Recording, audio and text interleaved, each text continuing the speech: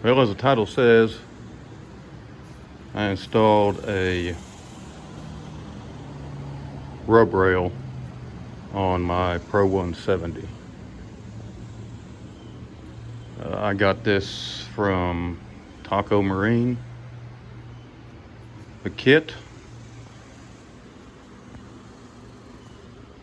Couldn't find many videos or really anything for the 170.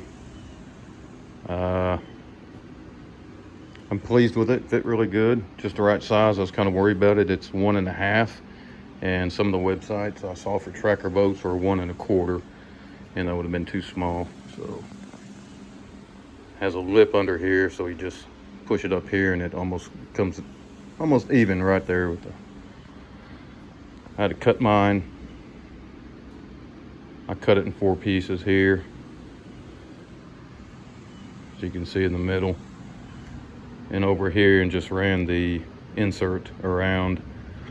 I didn't like the way it looks bending the rub rail itself around the point and the weld right there.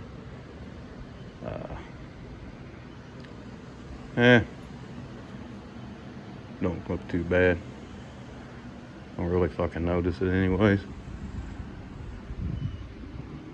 I was tired of getting I fish a lot, boat slips.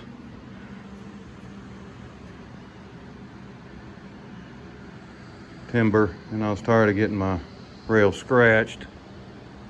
I really couldn't find any information, so I went ahead and pulled the trigger and bought this kit. Install went really good. There's the end cap on the end. I ain't gonna bore you with that.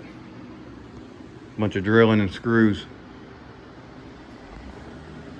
Anyways, I'm happy with it. But the whole kit, Taco